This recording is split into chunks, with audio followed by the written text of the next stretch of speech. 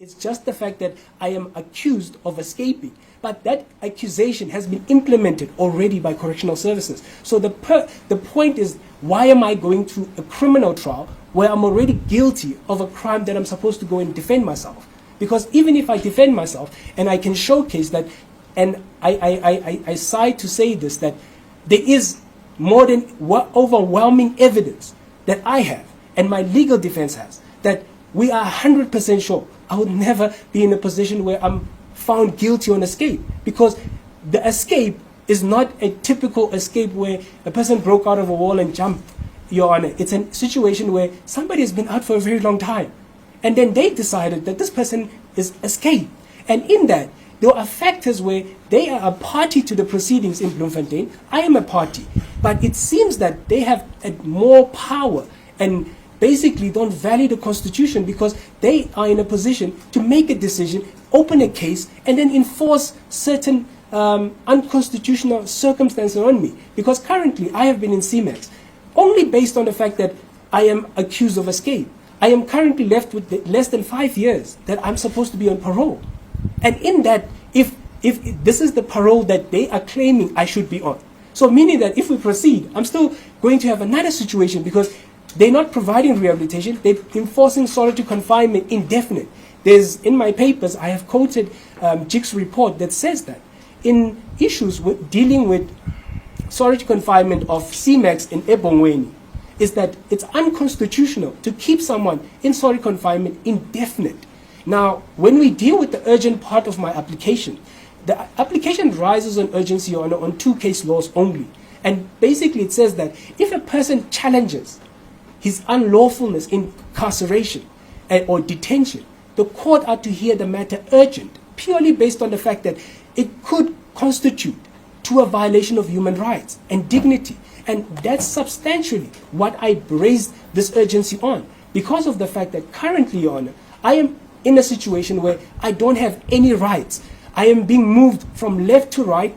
I am not given any rehabilitation. The respondents behave as I am supposed to be punished instead of understanding the correctional service policy. And in that self, I now have to defend myself. I can't defend myself with a person who's made a decision that I have escaped. The papers before the court, the profile in prison says that I escaped. But they also opened the case and they're asking the Bloemfontein court to make a finding. Did I escape? But they already decided. In that, they also take away the presumption of innocence. Now, in the presumption of innocence, Your Honor, there's several factors that deal with urgency on the basis that one cannot keep someone in prison and title him as a person that does not have fair rights. In that, I don't have rights in the way that I've been treated, purely based on the fact that the people that released me are the executive of this country. And because they do not want me to have a fair trial, I am now put in a situation where if I speak, I'm transferred to Ebongweni. If I do this, I'm treated in this manner. But I'm supposed to have an opportunity to present my case. I cannot present my case if I'm kept in solitary confinement. They filed my medical file, I think they added 3 pages. Those 3 pages are just a portion of my medical file. I've been in CMAX for 3 years. In that 3 years, I've picked up 4 illnesses because of solitary confinement. JICs have confirmed that solitary confinement is evident to cause harm on a person. Now, if I've lost my humanity because of the fact that I'm convicted of rape and murder, and I'm no longer a human because of the fact that now we do not consider a person that is accused of escape and is charged for other charges, and because of that, we are not going to give him a fair trial. That is the issue that brings this application before this court, because I find it challenging that the respondents would not allow me to be enabled to a position where I can defend and be able to argue my papers fairly. Section 32 of Section 32, Section 33, and Section 34. I do not have access to the court as I wish. This application was filed last year, December. The respondents responded very late to the papers, and we had to come to this court. I was physically in this court, and it was struck off the roll because I had no answering papers. And then I was transferred to Ebongweni. I only came back on Sunday, and I asked my team to act as promptly as they can.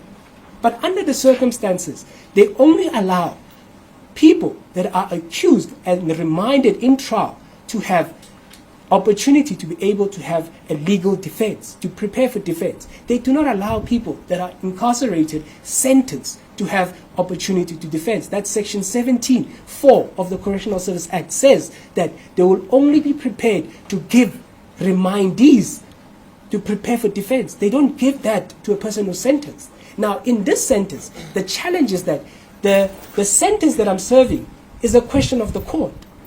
Now, I'm serving a sentence, the court could say that from the 13th till today, I had unlawfully served it and I have proven beyond a reasonable doubt that I was lawfully released and that the executive decision that was taken was correctly taken. What happened with whatever they allege with bodies and whatever, that has nothing to do with me. I have documentation that I should be given an opportunity to present before a court. And if that executive power is challenged, that's not mine. I refer to the case of Jacob Zuma, where he was released on medical parole. The Constitutional Court found that the respondent correctional services violated and released the person unlawfully, but there was executive power and authority used, meaning that the person who was serving was not at fault. Now, in this condition, I am serving a sentence that we do not know if I should be serving it or not. The respondents are not in a position to determine that. In their papers, they say that I should hold the burden of proof to prove that I am responsible, to showcase that I had not violated the warrants of sentence and I was lawfully released. But they opened the case. They took that burden of proof and gave it to the state. The state must prove that I am guilty, and I have to defend myself. I cannot furnish my papers and my defense to the respondents so that they treat me different. I need to furnish that in a trial court, and a trial court needs to then make a decision. But in their papers, they argue that I have the burden of proof. I cannot hold the burden of proof when the person opens a case of escape from lawful custody, because the reason why we are having a challenge of this matter is because the challenge is based on the warrant of sentence. That warrant of sentence, Your Honor, is purely stipulated clearly that a person that is sentenced in correctional services must have a warrant. And when the person escapes, he doesn't escape from a building. He escapes from the warrant. That warrant is the challenge. Now, we don't know. They say that the warrant is valid. But only a court can make that's determination. Now, they're making determinations and classifying me. And if they put me as an accused person in detention, they do not lose anything. There's no harm that will be caused to the respondents. I will still be in their custody. I'll still go to court. I'll still defend myself. But it will be in a fair manner that is within constitutional rights of everyone. And that is all I am asking of this court, to take consideration that the presumption of innocence is a fundamental right that all are bound to go unto. But the respondents argue wrongfully that the burden of proof and the presumption of innocence do not apply to me because of the fact that I'm convicted. So basically what they're arguing is that because I'm convicted of rape and murder, which is a challenge in a different court, they feel that I have no right, that I cannot defend myself in this manner, that the warrants are an absolute.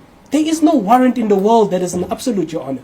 A warrant may be amended through the Correctional Service Act, through the executive power, through an application through the court. So there are many ways that one can actually not serve a full life sentence or 10 years of a sentence. There are many executive decisions that could be made. And if those decisions are made, you cannot hold me to ransom on the basis that you accuse me of violating. You must give me an opportunity to ventilate my case. And in this application, the center and the core of my argument is that I'm not able to be treated as a normal inmate, being given normal treatment. I am treated highly. All these people that I come in here, in security, it's based on escape. I have no violence. In the 15 years they claim that I have been in prison, there's no case against me. There's nothing against me. In the time that I was outside, I violated no one. Your Honor, I will bring it to this court attention that escape, it is a charge under the Correctional Service Act. And the Correctional Service Act charges me with escape, then makes a decision, and after making a decision, take me to court for the same matter. Now, technically, that means that the legislation itself, when you're dealing with what correctional services conduct is, they have supreme power over the Constitution and over my rights because they can act and do as they please. Currently, I'm in solitary confinement. They refuse to take me out because they say that I should finish my trial in Bloemfontein. But that trial can continue for 10 years. And at the time I reach the trial, I might not be fit to stand trial. I will also say that the respondents are a direct interest to the trial in Bloemfontein. They have to prove that I'm guilty. And I am in their custody. That is sort of like taking a person that has violated someone and say that stay with the person that you violated. They're not going to treat you fair. They're not going to treat you with dignity. I am treated for this. I am the longest serving person after Robert Sibukwe in solitary confinement. I live in CMAX, not for everyone. I live solitary by myself. I see no human being for the past 3 years. And that is purely based on an accusation. There's no facts. I have not defended myself. And the respondents stand on the ground that I was sentenced. I do not challenge that I was sentenced. But I challenge the validness of that warrant. And I challenge it in the Bloemfontein court, not in this court. This court is to challenge, do I not have presumption of innocence? And do I not qualify to be innocent until proven guilty? The responsibility to prove beyond reasonable doubt is with the respondent and the state that I am guilty. And that has not been proven, but I have been treated as such. There are even judges that have made accusations to say that I am guilty of escape in transfer applications.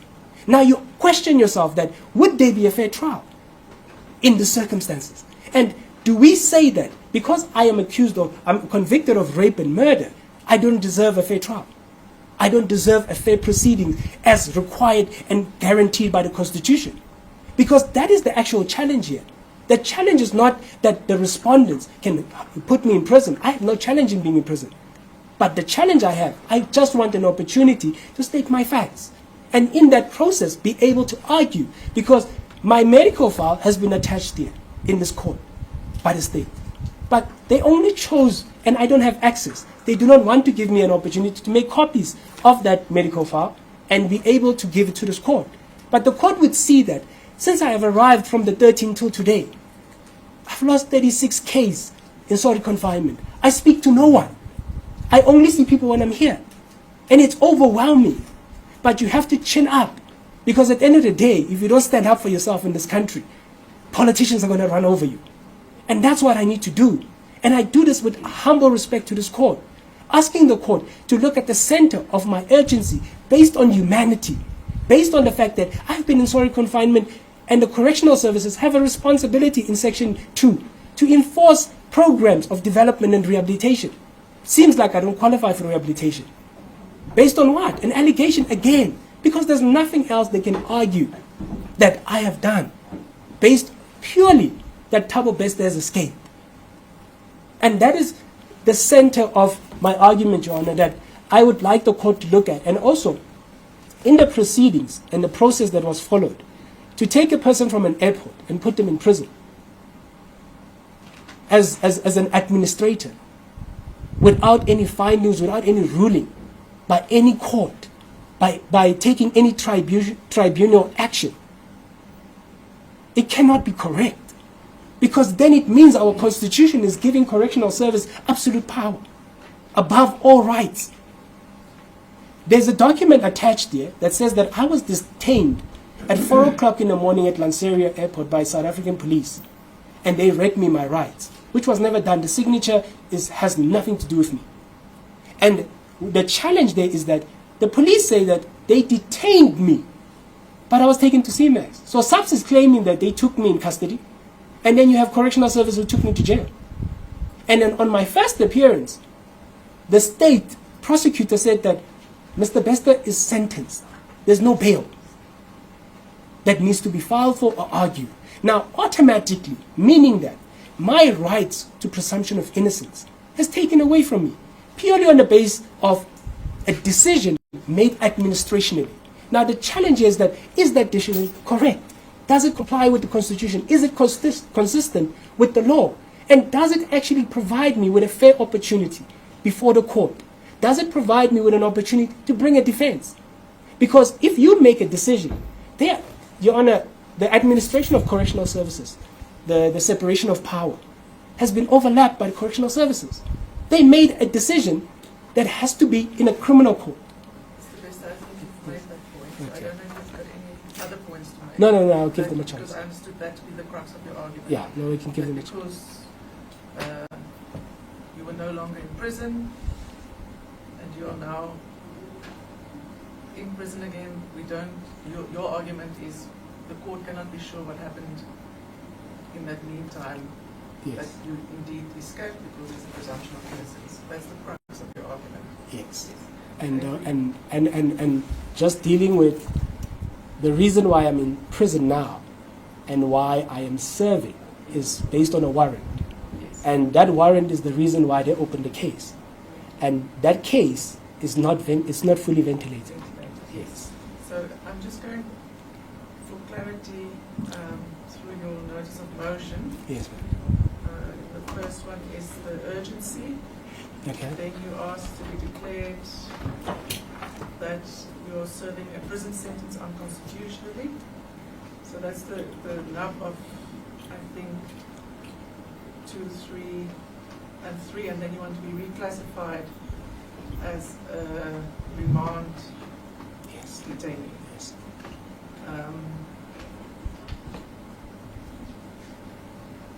Just want to make sure. And then you've got the cost. Yes, so that's the crux of your argument. Yes. And I think if we look at the issue of urgency, which is probably where the court would have to make a decision, is the challenge is that, Your Honor, in the papers filed as my reply, I did state that it's very challenging to file papers in court for me as the person in CMAX. And why I'm stating that is that the respondents say that it took me 3 years to file this, but if we look at the challenge itself and the constitutional standing of the application is that it's never been challenged. So meaning that as a lay person myself, I had to do research and find that if it has a legal standing or not. So why I'm saying that is that it's very important for the court to take note that this application is brought in person. Second to that is that the circumstances of the application itself, there's no precedent application or a precedent case for me to have referred to, so where I could have acted promptly within the first 14 days of my arrival back. So that would be centered to my urgency, because currently I am in circumstances where the court, where the respondents believe that I should be kept in solitary confinement because I pose a risk escape or I had escaped, or however they may classify me. But in that, they put measures to limit me to be able to access the court. You understand? So I think the issue with urgency, and perhaps I'm also speaking to the state advocate now, the problem with the urgency is if I'm with him, then the matter is urgent, because no person must be incarcerated unlawfully by the state. If I'm not with him, the matter might not be urgent, but for me to be able to determine the matter, it must be enrolled on the urgent roll. So that's the only problem that I think you can address me on with as far as urgency is concerned. Mr. Bester is finished. yeah, you can proceed. As the call, please, Madam. You understand my predicament? I understand the predicament very well, Madam. In fact, Mr. Bester just went on to deal with merits and then later on deal with urgency. But the first issue is the issue of urgency. And my lady put it correctly. Has Mr. Bester been lawfully incarcerated? My lady, you will see that there is a warrant of committal. Yes, but just I'm going to interrupt you. You understand, I only get to that question once I deem the matter urgent and hear it. Yes. Yes. Yes. So I'm saying, in as far as that question is concerned, Yes. there can't be a question around the lawfulness of his incarceration, because there's a warrant of committal that commits him to detention. So his incarceration at CMAX then and now at the Bongweni is lawful. It's lawful because there's a warrant that exists. There's a warrant that has not been set aside. And it's not a warrant that can be ignored. In fact, that's the reason why when he was captured in Tanzania, that's the reason why he was taken to CMAX. It's not because of a classification or a description that he's a sentenced prisoner or a person serving a sentence. It is not that. It is because there's an extant warrant of committal that had to be complied with, that requires him to be incarcerated at CMAX. So agency cannot be founded on a supposition that his incarceration was unlawful. It's lawful. It remains lawful. It was lawful then. It's lawful now. It continued to be lawful. But there's an important reason why this matter should not be had urgently. The important reason, really, my lord, my lady, is that Mr. Bester, from onset, when he was taken to CMAX in 2023, in April 2023, he was aware of his rights. He, in fact, even complained about his constitutional rights. He even launched a number of applications. There was an application that he launched in 2024 where he sought access to modem and a laptop. So he's a man that has always been aware of his constitutional rights, but decided not to approach court in that 3-year period. He only decided to do that when it suits him now, when there's a looming trial in November or December of last year. Now, that approach is impermissible. It means that he's a man who's been sitting on his laurels for 3 years. He's a man who creates his own agent. So he decides, no, this one, I will launch this application in November, December. My lord, my lady, that is impermissible. That is a clear example of self-created agency. There's another reason why this matter should not be had on an urgent basis. There is no ongoing harm. In fact, there's no harm that he's suffering at all. My lady, he concedes in his papers, in his replying affidavit, that he does not set out the psychological and physical injuries. He does not set out the sequelae of those physical and psychological injuries in his founding papers. He accepts that. Today he says, well, I was ill, and so illnesses are dealt with in the prison facilities. There are psychologists, and you would have seen from the papers, he has been consulting with psychologists in the facilities, in the prison facilities.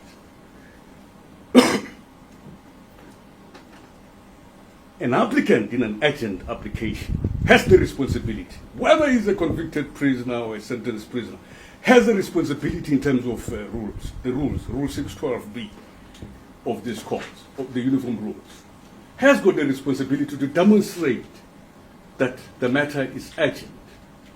Now, when an applicant himself concedes that he has not demonstrated the necessary harm, what then should the court, why should then the court urgently intervene? To stop what? There is no ongoing harm. Why shouldn't the court listen to other matters? This is an urgent court. And then he says, well, look, I've considered that, but my point remains. There's been a violation of Section 35(3)H, the presumption of innocence. My lady, that argument is flawed. It's wrong. There's no violation of Mr. Bester's right to be presumed to be innocent. He's an innocent man as far as the new charges are concerned. He remains innocent. It is the responsibility of the prosecutors or prosecution in that criminal trial to prove that he is guilty of the new charges that he is facing. He has got no response. The classification, or it's in fact a description, it's a classification, but it's not really a decision that has been made by correctional services. It flows from the Act itself. The Act defines him as a sentenced prisoner. Why? Because in 2012, the Western Cape High Court found him guilty of rape and robbery with aggravating circumstances. It made that finding. It made that finding and even issued a warrant of his committal. It is not correctional services. So he is a sentenced prisoner, and he is not a remand detainee. Now, the law is very clear. If you're a sentenced prisoner, your right to be presumed to be innocent, and as far as the crimes that you've been found guilty of, it ends when you are sentenced. And my lady, we've referred in our heads to authority in that respect, and literature in that respect. So when he was convicted by the Western Cape High Court and sentenced to 25 years and life imprisonment, his right to be presumed innocent in relation to those crimes ceased. And the classification or the description that currently applies relates only to that. It doesn't relate to the new charges. It must be clear, it does not relate to the new charges, and it doesn't even say it relates to the new charges.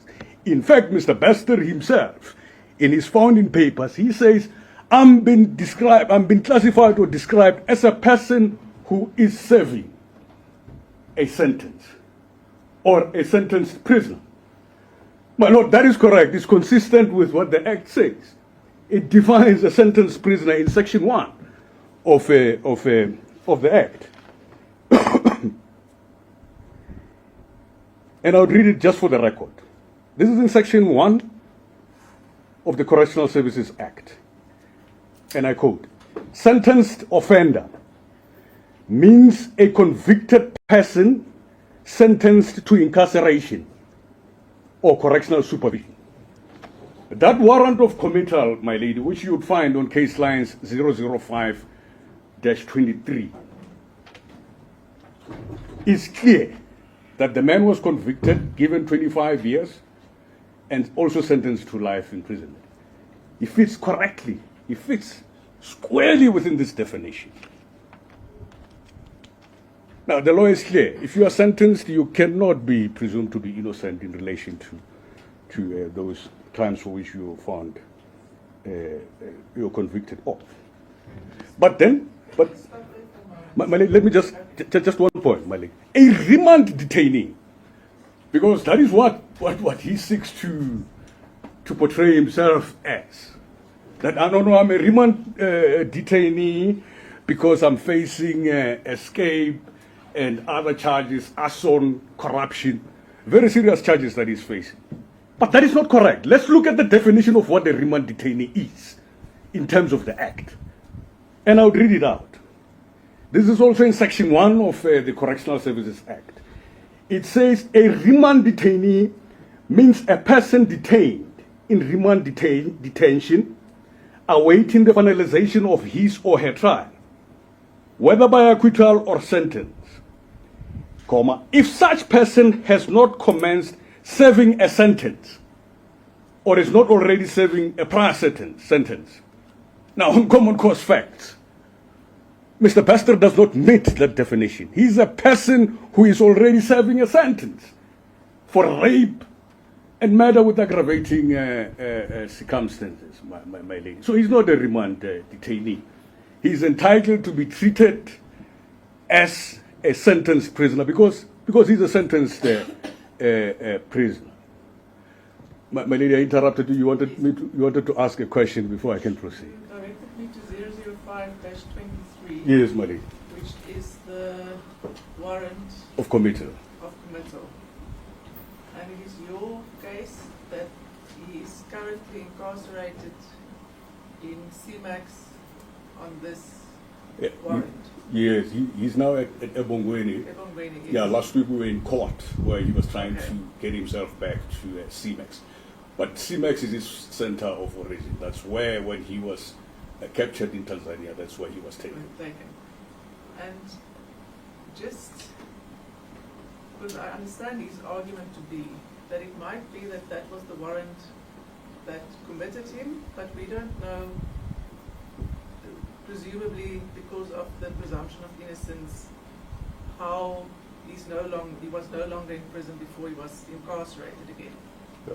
Yes, so that's how I understand that argument to be. Yeah. So my question then is, Yeah.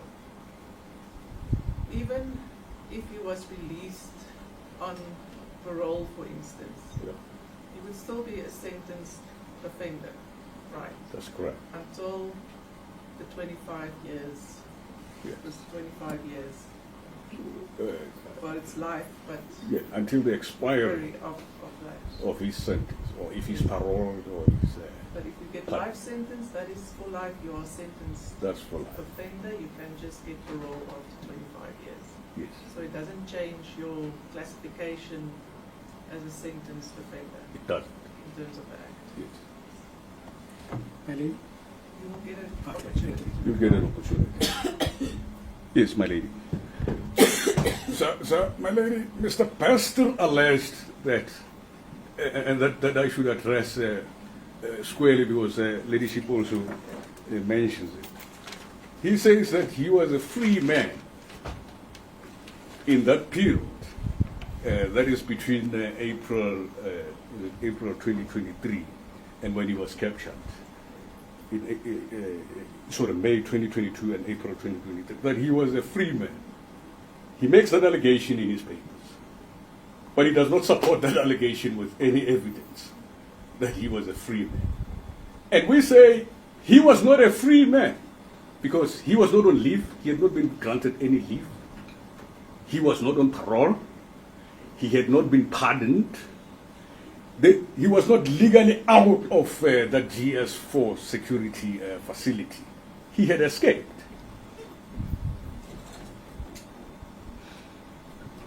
And the warrant still remained.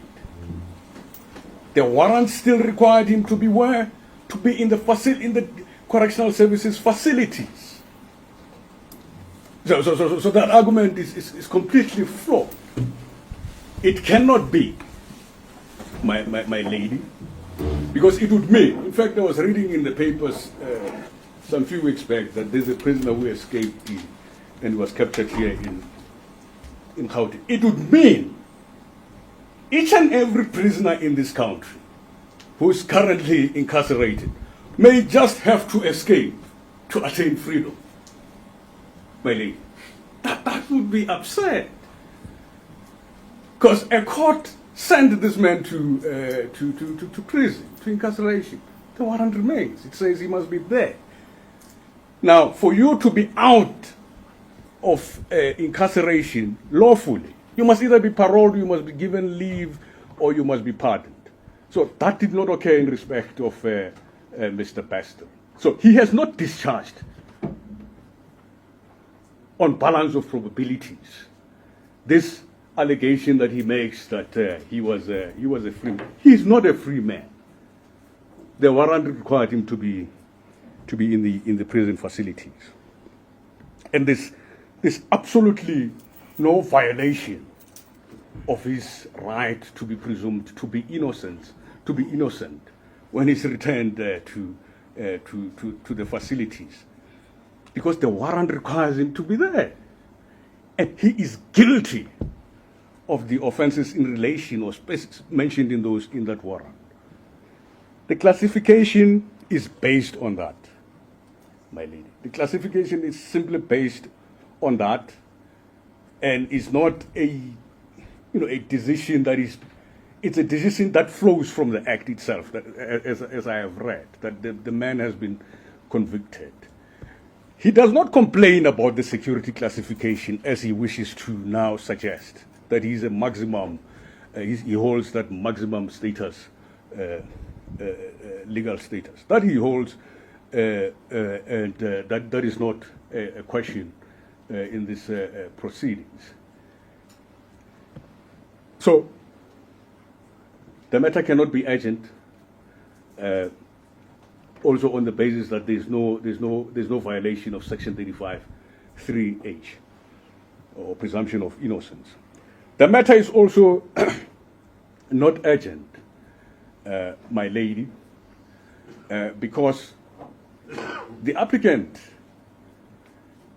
has a responsibility himself to demonstrate to this court as to why the matter is urgent. And he says in his founding papers, hey, I don't know the date on which I became aware that of my rights, my constitutional rights and so on, my lady. And I've addressed that in my head and say, but he has a responsibility so that ladyship and the respondents must be able to know as to what is the circumstance that give rise to, when did the circumstance that give rise to agency come about? And he doesn't do that. He doesn't say when he became aware. So he leaves this court and the respondents to guess as to when he became aware. But we know, and I've addressed it, we know that he has always been aware of his constitutional rights, and he has actually launched several applications, and he has lodged a number of complaints with Mr. Kabengu at Hosi Mampur.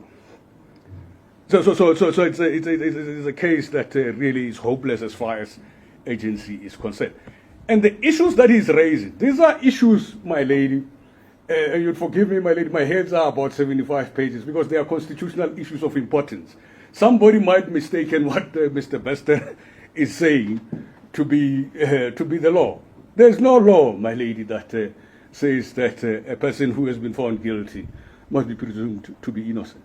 The position is very clear. If you are found guilty and sentenced, you're guilty. The presumption doesn't apply there. It only applies as far as the new charges are concerned, and for the new charges, this has got nothing to do with the classification or the description that he has brought to this. That is the issue before this court, that there is a classification. But what is the link between the classification and the new charges? Nothing. Nothing. Zero. He says the classification says, I'm a person serving a sentence. Is that not the truth? Is he not a person serving a life sentence? He is, my lady. He has been sentenced by the Western Cape High Court. Mr. Bester must not waste this court's time. So the point we're making, my lady, and I've referred to a number of case law, if there are issues that are complex, those are issues that should not detain an urgent court. They must go to an ordinary opposed motion court where the issues would be properly ventilated. He has not, in fact, addressed why he can't obtain substantial redress in a hearing in due course. That's another requirement for agents. That has not been addressed. And we know, we're with his legal representatives 2 weeks back on 3 March when he was trying to get back to CMEX. We know that the trial is only beginning in the 3rd term. That is around 26th of August. So if this matter as it should be struck, if it is struck, he would still have an opportunity to place it on a normal opposed motion roll. He has not advanced any reasons. He is a man who can wait 3 years to approach court. Why can't he wait a few more months to enroll it on a opposed motion court? So, my lady, squarely, the matter is not urgent, and my lady, I don't want to detain the court further and take you through all what I've said about agency in my hairs of argument. But ladyship has my hairs of argument. My lady, I'm not sure if I should stop at this stage so that my lady can make a ruling on agency, and then we'll get to the merits, or whether I should just. I am going to reserve both the urgency and the merits, so I'm not going to make any ruling Yeah. today, because I think the merits and the urgency can be interlinked. I have been intertwined. I agree. Depending on who's Yes. finding, yes. Yes, That's why I put it to you in the beginning. Yes. That if I am with Mr. Bester, Yeah. then the matter might well be urgent. Yeah. Or if I'm not with him, Yeah. it might not be urgent, but for me to determine Yes. You have that to, I need the merits. yes, you need to think about the Yes. lawfulness and so on. It's one of those cases. Yeah, yeah. No, I appreciate what that means. My lady, I've addressed the issue of lawfulness and all that. I just want to address the the relief itself, my lady. The relief is incompetent. The relief is incompetent, is not one that ladyship can make. Why? Why we say that?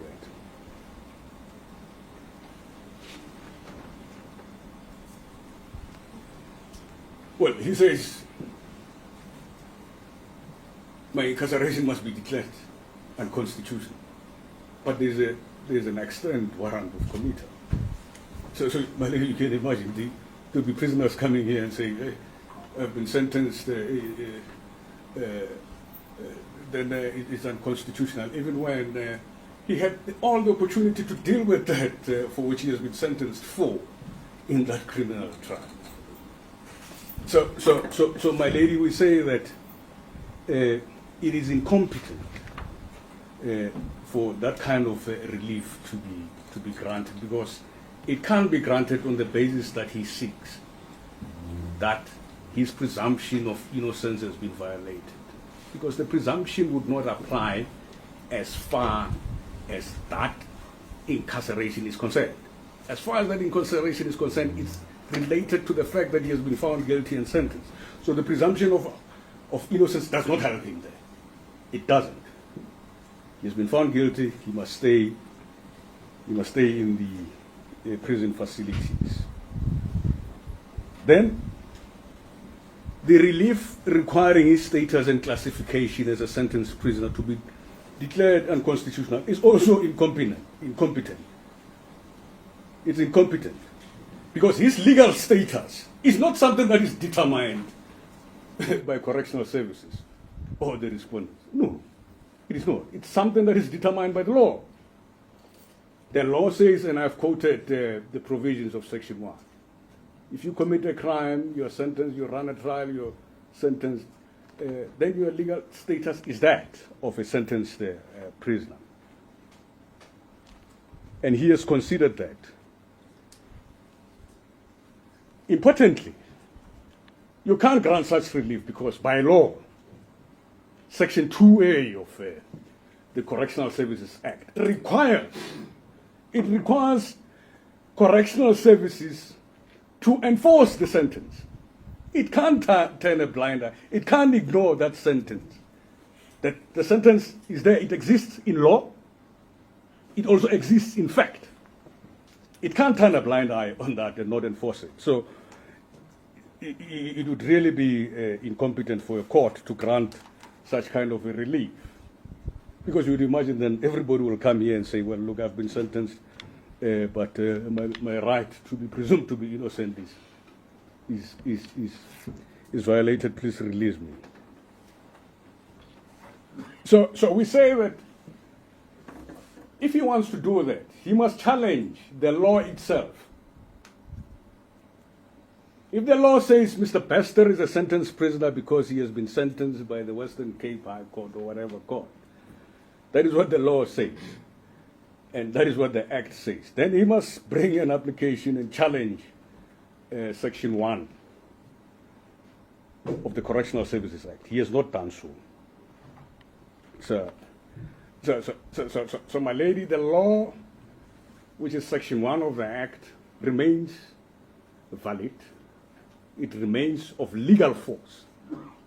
Now, until that is challenged and declared unconstitutional or whatever the case is, DCS is entitled to enforce it, to enforce the sentence. So you don't want to find yourself, ladyship, having made a declaration that is inconsistent with the law as it exists. So you must challenge that law first.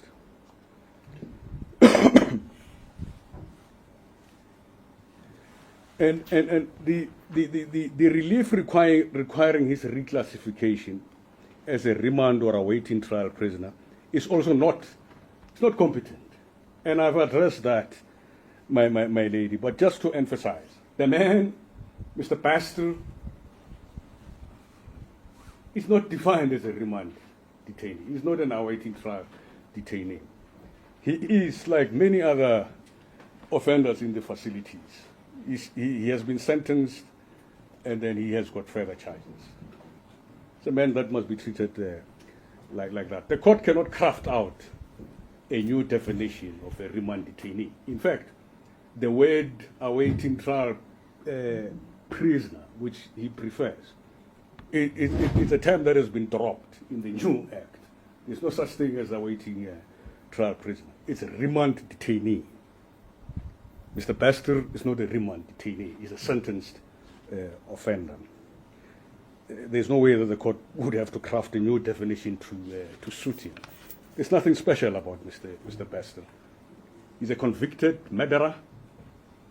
He's a rapist, and he has been found as such by a court of law. Those sentences must be enforced, and he must serve those sentences until the expiry of that sentence, or until he's granted parole. He can be paroled, and that's the law again. He can be paroled, he can be pardoned, he can be given leave if he applies for it. The relief requiring the solitary confinement to cease and so on. My lady, Mr. Bester is not in solitary confinement. He says himself that he has been moved to Kokstad. And CMAX, so this application is also overtaken by events. CMAX is not solitary confinement. I've been to CMAX. It's got multiple cells. And we have addressed this in our answering papers. There are multiple cells there. There's interaction with the people who are in there are able to interact, walk in the corridors, exercise. When they exercise, they may interact with the officials or even other prisoners. But he has not pleaded any facts. And remember, he's the applicant in these proceedings. And he says, well, I don't have to prove anything. But he's the applicant in these proceedings. If you bring an application in civil proceedings, you shoulder that burden. And he must not confuse us to be saying that he shoulders the burden in the criminal proceeding. He doesn't in the criminal proceedings as far as the new charges are concerned. But in these proceedings, where he says that he is in solitary confinement, he must adduce those facts and evidence. You can't just make a bold statement and say, I'm in solitary confinement. You must adduce evidence to that effect so that the respondents can deal with that evidence. He has not done so. And he has conceded to that in his replying affidavit. So it's not something that should bother this court. In any event, Mr. Bester is no longer at CMAX. I understood this morning that he has been moved temporarily just for him to be able to attend court. I think he was in court on the 19th in relation to a pre-trial, and then he's here today. But he's a man who is temporarily at CMAX. He's a man who the court in Pretoria on the 3rd said that he's a man that must be in Kokstad, in Ebongweni, for security reasons. He tried to get himself out of Kokstad, but he is there in Kokstad. So the conditions now that applies at CMAX are now irrelevant because the man is no longer at CMAX. He's a man who's at Kokstad. So the conditions should also, on that basis, not detain this court.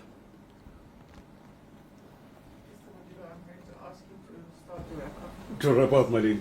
My lady, let me wrap up on this, my lady. My lady, what is happening to Mr. Bester is consistent with even international human rights instruments, and I deal with that in my head. Sentenced prisoners should be kept separately. You'd see that in our heads. And it's not practical to ignore his sentence. He's basically saying, ignore my sentence, apply the presumption of innocence, get me free, he wants to walk. That cannot happen. That sentence must be completed. And he has suggested that he's been discriminated and that there's a violation of Section 9, the Equality Clause. But my Lord, I mean, that has no substance. We have demonstrated that he's a sentenced prisoner. He's not similarly situated to unsentenced prisoners or remand detainees. So the differentiation that would be there would be justified because he is not similarly situated to remand detainees. He is afforded the treatment that sentenced prisoners are accorded to. And the Act, in terms of that, the Act does mention how he must be treated as a sentenced prisoner and how remand detainees must be sentenced. And there are legitimate reasons why that should be the case. International human rights instruments do also bear us out, and we refer to them. For example, my lady, he's a sentenced man. He can't be mixed with unsentenced prisoners. Human rights instruments and literature on this do say that sentenced prisoners may exert influence on unsentenced prisoners. For those reasons, it does not make sense to mix them. In fact, even our own very Act does say that they should not be mixed. So there are important, good, legitimate reasons that exist for him to be sentenced, to be kept separately, because he's a sentenced prisoner. My lady, I've quoted the Act. You'd see it from my head. He has alluded to the issue of unfair administrative justice, and I say, my lady, he has not pleaded the facts to support that. But the important thing is, there is no the description or the classification. This is not a security classification which happens in terms of Section 29. This is a description of how he's described based on the warrant, because the warrant says he has been sentenced. How else do you describe him? I'm an advocate because I've been admitted by the court. Somebody can say, Mr. Madiba is an advocate. Somebody can say Ladyship is a judge because Ladyship has been appointed as a judge. He has been sentenced. He's a sentenced man. He's described as such. It is not a decision that I think he can set aside on the basis that he suggests. He must challenge the law. So, my lady, we deal with that, and well, we've said that he had not pleaded the facts. There are no facts in any event that deals with that. But if he thinks that that should be set aside, I mean, he should bring a review application or a competent application. Then I dealt with the issue of equality and referred to a number of cases. And then lastly, my lady, he says there's been encroachment of judicial functions or separation of power. He says the conduct of the respondents constitutes a dangerous encroachment on judicial functions. My lady, I mean, that is far-fetched, has got no merit at all. The Act Section 2A requires the department, the DCS, to enforce the sentences. No, that does not encroach. I mean, it doesn't make sense at all. It's not an encroachment. It's the power. It's the function that has been vested with them to enforce the sentences which are issued by the courts. So that does not encroach on your powers. And I quote relevant sections. He's been kept there because there's a valid warrant. And Section 6 does enjoin the department to keep him in detention. My lady, just to conclude then, I mean, the courts do recognize this distinction between sentenced and unsentenced prisoners. And we refer to Zealand and many other decisions there. So the man is a sentenced prisoner. The right or presumption of innocence does not apply as far as that is concerned. It only applies in relation to the new charges that he's facing. And in relation to those new charges, the state, the prosecution, still has the burden to prove that he has escaped. We're not keeping him because of the escape. We're keeping him because of the warrant that is extended. He has ample opportunity to deal if he so decides. He's not been compelled to testify in that criminal trial. The classification doesn't say that, or the description doesn't say that. I mean, on this cluster of rights associated with the presumption of innocence, it does not say that he's not required to remain silent in the criminal trial. It doesn't say that. So, my lady, the story about the violation of the right to be presumed to innocence is a far-fetched story. It's a story for another day. It's not a story for this court.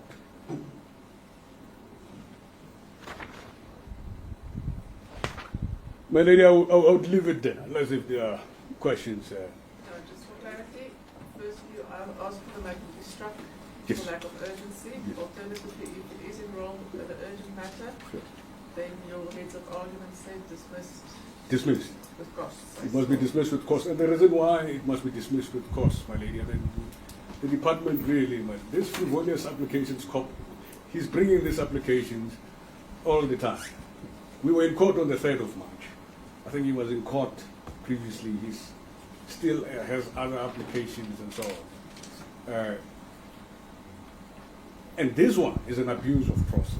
He brings an application 3 years. 3 years when he knew that there would be a trial that would happen in relation to the escape. So he only come 3 years in December.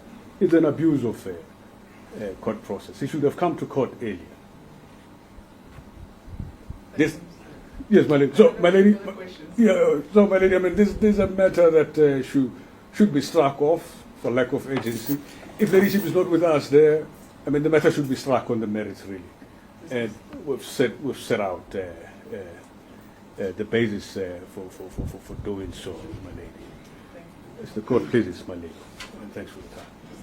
Mr. Bester, you have a right to reply. I'm going to remind you that your reply must be restricted to issues that Perfect. he raised that you did not raise and not raise. Okay, thank you so much.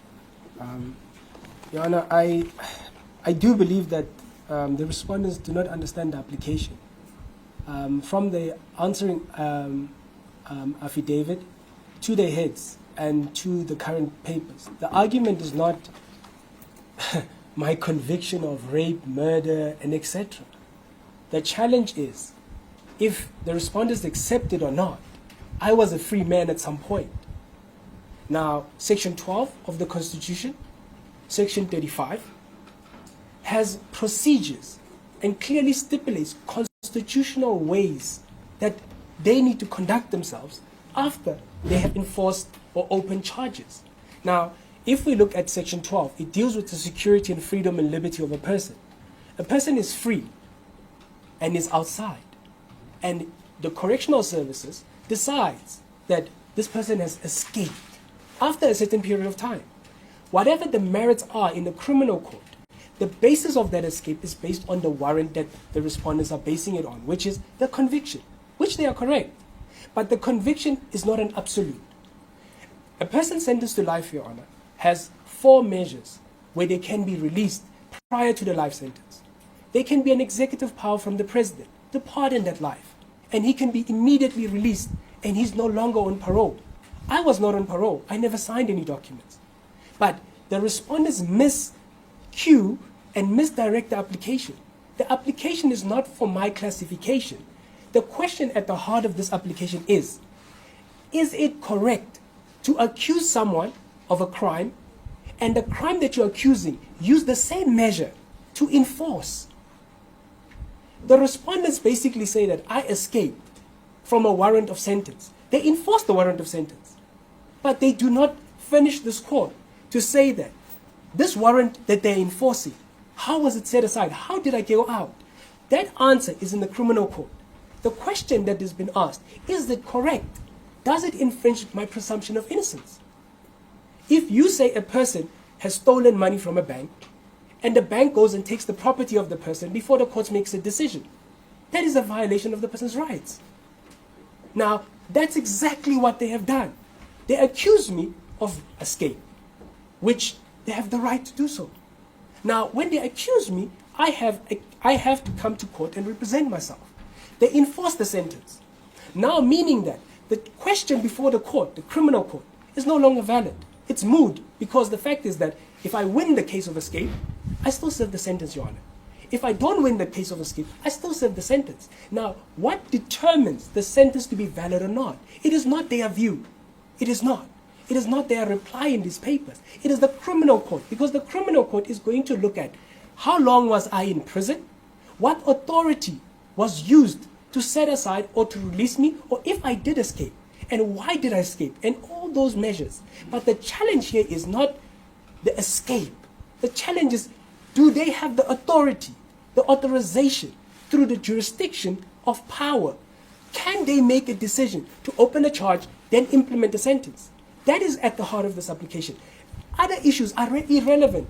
The respondents misdirect the application completely, Your Honor, because they do not understand that I don't challenge my conviction. That is a challenge on appeal in a different court. I don't challenge my classification on my sentence. I challenge it based on an escape. They say I escaped on the 3rd, took me, put me in a jail, and said, you are serving a sentence. Now the court can decide that this warrant was actually invalid. The president had given me presidential pardon, or whoever, depending on how it's argued. But that answer does not lie with the respondents. The respondents opened a case, and justice says that I have the presumption of innocence. So if I'm presumed innocent of escape, it means I'm presumed innocent of not violating my sentence. You cannot separate the sentence and escape, because the escape arises from the warrant. There wouldn't be escape if there wasn't a sentence. And you wouldn't say a person escaped if you don't feel that this warrant is still valid. But the question is before the criminal court. Now, the presumption of innocence play part when you enforce the sentence that you are questioning, was it violated or not? That is the technicality that the respondents still at this point in their arguments still don't address. They address issues of my sentence. I don't challenge my sentence. I challenge that a person can be free and correctional service can decide that this person escaped and enforce the warrant. And there's no one to do checks and balances if it's correct or not. That is at the heart of this application, nothing else. That is what I am asking. The classification of being a sentenced person, being a remand person, that is terms used by correctional services. To me, the question is, do I have the presumption of innocence? If you look at Q8 of the attachment, annexure of the respondents, they put my profile here, and Your Honor, under category, they write here, escapee. They wrote escapee, but they accused me of escape. And they want me to prove, and they want to prove a case, but they already made a decision. In the court, the counsel is referring to in Pretoria, it was never said I must be in Ubongweni. It said I must take the matter on review, not an urgent court. It was never argued. It was never said it was valid and it was lawful. The other fact that counsel deals with incorrectly on is that my sentence is not an absolute. That's the challenge here. And that is why there's a court and there's a criminal justice that says everyone accused has the presumption of innocence. It's to balance that a human being should be able to have the security of their liberty intact until there's a profound decision made by an honorable court to say that there's overwhelming evidence proven by the prosecutor that they have shown the burden of proof and beyond reasonable doubt, I'm guilty of escape. That escape is a word. The basis of that is that you violated a warrant of sentence. Escape is a terminology that is used by Correctional Services Act It is not a terminology of law. The law interpretation of warrant violation is then understood by correctional services as escape. And the challenge here is, Your Honor, the challenge is the warrant that sits before this court. That sits before the respondents. Could it be violated, or could it be still valid? Now, this court is not supposed to answer that question. But the question the court's supposed to answer is, do they not infringe my right by titling me and treating me as an escapee prior to findings in the criminal court? That is all we are asking. We are not asking the court to set aside that warrant. If right now I was declared as an accused person, which they have went and accused me of a crime, which I am entitled to my rights, if you accuse a person, he can be kept in prison. What correctional services choose to title that person is not really a legal point. It can change as it goes according to administration of justice. But the challenge here is, would the respondents be in harm or infringed if the court had to find that the presumption of innocence is breached by the conduct of the respondents? Because, Your Honor, with all respect, they say there's a warrant and they refer to the annexure of the warrant. But how does this court know that that warrant is valid? And what makes a warrant valid and not valid? It is a criminal court to determine, because you would have to bring documentation, or they would have to bring evidence to say there's nothing as parole, there's nothing as presidential pardon, there's nothing of executive power that excluded, that said that this sentence is ended and Mr. Bester should be released. Now, I say that it is my presumption of silence in the proceedings of criminal court under fair trial rights that I should not answer that. Your Honor, the counsel also misleads the court by saying that they do not ask me to furnish the court and demonstrate if I was released by pardon or other means. They clearly state that if I have any form of release officially, I should bring it forth. Now, the prison in question is a private prison. And in that private prison, I can tell you by the Correctional Service Act 116 states that National Commissioner, the Minister, and the President, these three people are the ones that could have made a decision. And that decision I can only disclose in a criminal court because I am not challenging it. In this court, I am asking the court to ask and to check, did correctional services conduct themselves within the rights of a person accused? And is my rights not infringed? Because the counsel argue urgency and says that the trial is going to be whenever. Your Honor, the trial is not going to be at whatever stage. The trial is overstanding for 3 years. And it had to be started a long time ago. But because of technicalities and because of the fact that the respondents themselves, who are a party to the proceedings, because they are the complainant, they are the ones who opened the charge against me, because I'm charged under Correctional Service Act 171 of offend of escape. They basically opened the charge. And in that, Your Honor, the court that I'm standing before, if my standing before that court is not correct, it infringed my preparedness to stand trial and to prepare for a fair trial. My fair trial stands at question where it is violated, because the respondent clearly stated that the accused or remind person has the right to defend himself. A person's sentence does not, right? Now, he argues that I am a sentenced person because of rape, and he keeps agitating the fact that sentenced. But the question is that they have not demonstrated, beyond reasonable doubt, that their decision was taken administration of justice, that I was able to defend myself when they said, okay, you are going to serve a sentence, that I could have furnished them with documentation that says I got a presidential pardon or whatever terms I was released on. They never gave me that opportunity. Now, that is the challenge of presumption of innocence, because once you make... Mr. Bester, I'm going to remind you that you have made your case. Okay, I just want to deal with urgency then. Your Honor, when it comes to urgency, the respondent keeps saying that I consented to not furnishing this court with papers that demonstrate beyond reasonable doubt why this matter is urgent.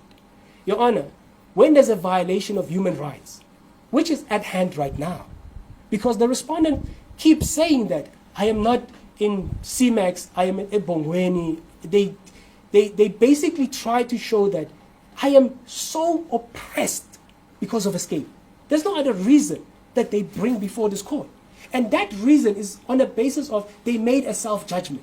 Because of a warrant they believe was not violated. But it's a belief, it's not a fact.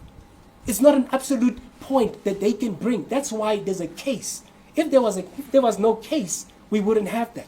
The urgency rises also on the fact that he says that there were illnesses. Your Honor, take note, we put this in my replying papers, that all documentations that are held in correctional services, be my medical file, be it any document that I could demonstrate to this court, that solitary confinement is living and is visible in CMAX. I cannot do that because it's in their possession. They took certain pages and made it annexures to this application. Those annexures do not demonstrate. And I asked this court if the court has to look at the fact that how solitary confinement impacts me. JIC's report has been added as my answer. JIC's has made a finding through the inspectorate judge that CMAX and Obongweni is 100% solitary confinement unconstitutional. This is before me. This was a finding without me. And now I'm not even in that CMAX that JIC's makes it and makes that determination. I am kept completely alone by myself for 3 years with no contact except legal visits and family visits that last for 1 hour and 30 minutes. Now, if you say that that conduct is correct and it does not trigger urgency, what about the time I have to go to trial and I'm not fit, which I believe is the respondent's strategy? If you look at the current file, I was transferred on the 26th. At this current moment, when I was transferred to Ebongweni until now, I have now an illness because of the transfer. And that's why they brought me back. The current situation is that my incarceration has more impact on my trial and my physical being. And if this court understands that the warrant of sentence is the foundation where they base every argument on, which is I escaped. There's nothing else that they argue. I'm not a violent person. I've hurt no one since I've been in prison, even when I was outside. The murder and rape are a different application in a different court. I don't want to deal with it now. But what I want this court to take note is that every single element that I've raised, why this application triggers urgency, is because of the conditions. And those conditions directly affects me. The point of 3 years of this application, Your Honor, a person cannot be kept in a place where you cannot access a court and you cannot access documentation. They've added complainant request in this application. The complainant request clearly states, there was a time I was requesting books. For 2.5 years, they never gave me books. So how could I have known that there was a violation on the conduct? And the counsel argued correct. This is an interpretation of the Correctional Service Act, but it's sitting at the fundamental point. The presumption of innocence is violated through a conduct, not through the warrants. The warrants are a question in a court, but they enforce it, meaning that I am guilty to presume innocent, not that I'm innocent to be presumed guilty. And the urgency sits at the heart and at the foot of the basic treatment. I am at hand. You understand, Your Honor? And I would leave it there to make it short, but I want the court to understand that it is not the sentence that is challenged. It is the warrants and why they are enforced. The why is a criminal case of escape. And that criminal case, I'm presumed innocent. But if you enforce it, I'm no longer innocent because you are saying that I'm basically guilty of it. Because if the court, if they had said, they opened the case, they are waiting for a finding from the court to say that is the warrant valid or not, that would be a fair determination. But you enforce it, you already made a decision. Thank you. Thank you. Thank you, Mr. Bester. I think I understand your argument, and I've listened to your argument. I Thank you, also sir. have access to all your papers. Likewise, Mr. Madura. I have read your heads of argument, and I've listened to your arguments here as well. I am going to reserve for judgment, just to give me some time to consider what was said in court. Judgment will be handed down by uploading it onto case lines and emailing it to the parties. In that regard, Mr. Bester, can be emailing to the Yes. attorneys, that's the attorneys that correspondent with us. Yes, please. And that will get to your Yes. attention. Yes. Do you also want me to email it to the Department, yes, I would appreciate it. department? Yes. Do I have the email addresses of the department? Yeah, I think my Can you ensure that my registrar have the email addresses so I can send it? I don't get a nod from that side. I don't know if you have the authority to nod, but I will send it there in order to make sure that he gets the judgment. Thank you so much. Court is adjourned. Right.